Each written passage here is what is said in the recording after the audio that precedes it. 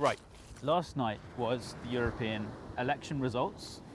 They've been held over a period of 4 days. We had ours on Thursday in the UK. And the reason the results were delivered last night was because the other elections in the other European countries have been held over those 4 days, with most of them happening on Sunday. So the winner of the European elections in Britain overall was the Brexit Party, with 31.6% of the vote and 5.2 million votes.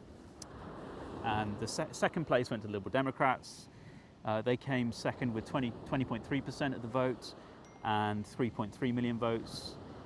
Labour came third, and the Conservatives were fifth, behind even the Green Party. And the SNP, which I think is an interesting statistic, because it always looks so important and huge at the top of the UK, that huge yellow bit that the SNP dominated. They got 594,000 votes. So that kind of puts it in perspective. If the other parties are getting multiple million votes, and then the SNP, which covers almost half the landmass at the top of the country, they got 594,000 votes, so a small fraction. Change UK and UKIP got no MEPs, and they got about 500,000 votes each. So you can see that UKIP has been totally destroyed as an electoral force by the Brexit Party. So what can we learn from this result?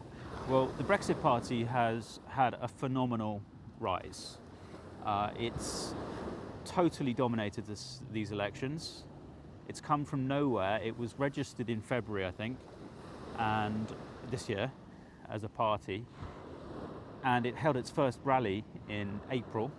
So in about 6 weeks of campaigning, it's topped the national poll. This is completely unprecedented. I mean, when UKIP topped the national poll in 2014 in the European elections, that was an unusual event, and that was after UKIP had been campaigning for probably about 2 decades, and that was huge. You know, the UKIP and Farage were overjoyed that they topped a national poll, and they kept crowing about it. It had taken them 2 decades. In this election, it took UKIP 6 weeks to top a national poll. So this is transformative. This is a completely new style of politics. This is the story of this election. And the way that they've delivered it, Farage has learned from Trump, I suppose, and he's delivering large numbers of large rallies throughout the provinces of England. So whereas Trump went to the Middle America and held huge rallies in airport hangars, Farage and the Brexit Party are doing the same in the equivalent of Middle America, the provinces of England, the Midlands and the North, to galvanise people to vote for him.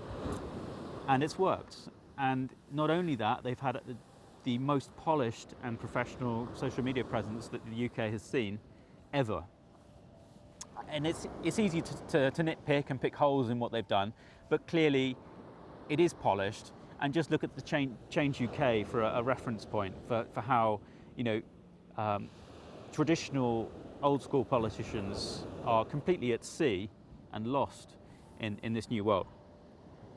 Now, if you were to look at the mainstream media over the past 24 hours, you would have got a completely different story.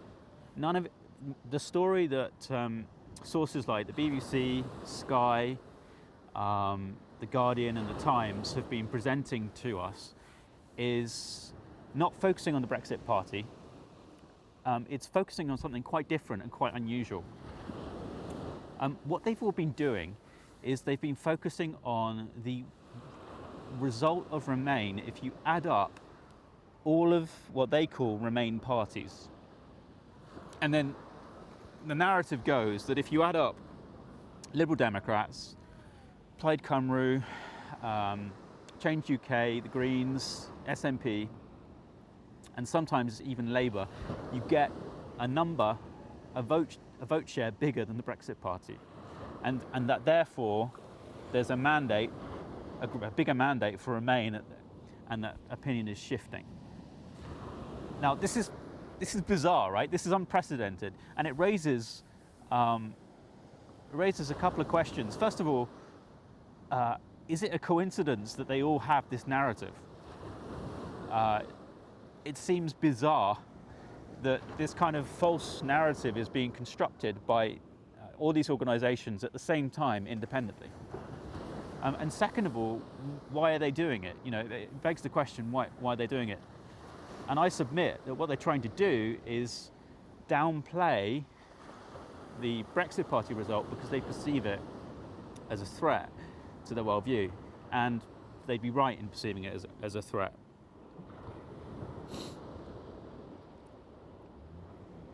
I mean, the BBC carried a chart on its website that basically had totted up, the Greens, Lib Dems, Plaid Cymru, Change, and it next to it had, and it labelled that as pro Remain, and then it had the Brexit Party next to it, presumably with UKIP involved in it as well, and it said pro Brexit, and then it had Labour and the Conservatives next to it, which is clearly a completely disingenuous interpretation of the state of affairs, because both Labour and Conservatives, their manifestos and their explicit stated intention is to deliver Brexit.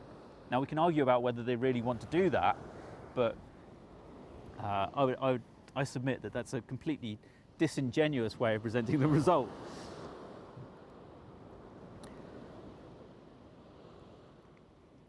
I mean, there's a number of reasons why I think that we can argue that this interpretation of the result is wrong. I mean, what they're saying is, they're asking us to view a European election as a binary in-out referendum.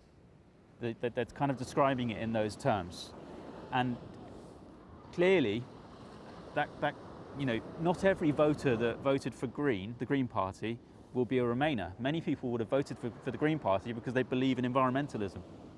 So instantly, we can see that their argument, it cannot be sustained. Secondly, people vote tribally. Many people will have voted Lib Dem in these elections because that's what they do, or they vote Labour because that's what they do. So it's not possible to view this election as a simple Remain versus Leave election. Only an in-out referendum can do that, and we had one of those in 2016. There's also evidence that in this election, the Brexit supporting regions had a lower turnout and a lower increase in turnout than the Remain supporting regions. And before the results were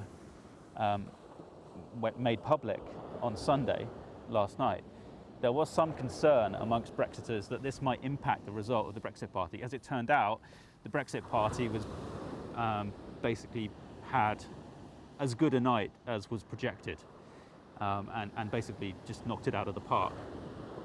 But because these Brexit voting regions had a lower a smaller increase in voter turnout, again, this is a kind of a bias in this election away from Brexit. And of course, the people voting in this election, I mean, you're asking people who voted to leave the European Union in 2016 to vote again in a European Union election. I mean, that's quite demoralising, and it's hardly surprising that many Brexit voters simply didn't vote in an election for a parliament that they don't believe has legitimacy. And the final one other important point is that Remain never stopped campaigning. Remain have not stopped campaigning since 2016, whereas Leave did. So again, they've got another advantage. And the final kind of difference and important point to raise here is that in this election, over 3 million European Union nationals resident in the UK had the opportunity to vote,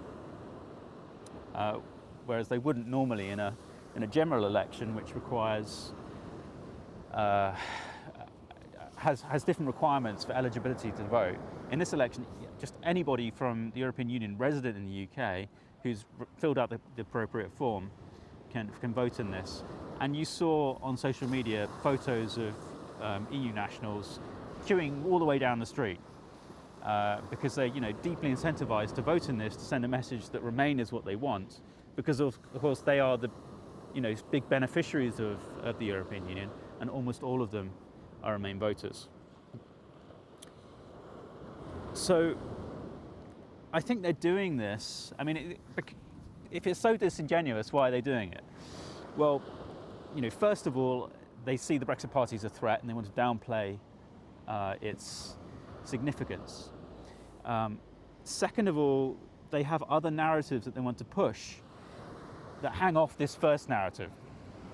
So they want to establish the narrative that there continues to be a growing mandate for Remain, because they need that to construct the narrative that there's a continuing and growing mandate for a second referendum. And another important element of this is that they want to try and get Jeremy Corbyn to back a second referendum, because at the moment Remain is horribly split across not only Labour but also all of the other small factional parties that did so well last night, like the Greens and the Lib Dems. But if they could get Labour to back a second referendum, then they could all rally behind Labour, and in a first past the post system they would have a huge advantage. Now, I'd just like to end on discussion about narratives, because this word is used a lot, narrative. Why is controlling the narrative so important to these people? If you control the narrative, then you can control people's perception of truth and reality, because people understand the world through stories. I don't know why that is. Maybe it's evolutionary, but it just seems to be the way that people construct their internal description of the world. They do it through stories. And the person with the most compelling story will very often win out in an argument, even if someone with a less compelling story is closer to the truth.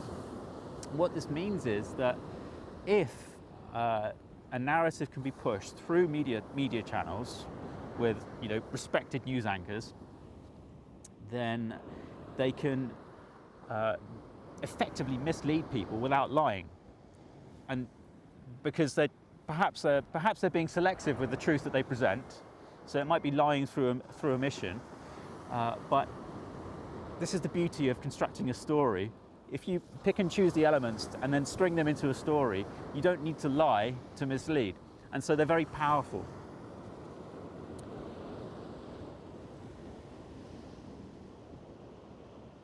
So, to finish, I think this narrative is completely false, which I suppose is unsurprising, really. And the Brexit Party knocked it out of the park and has basically transformed politics overnight, although you wouldn't know it from the media.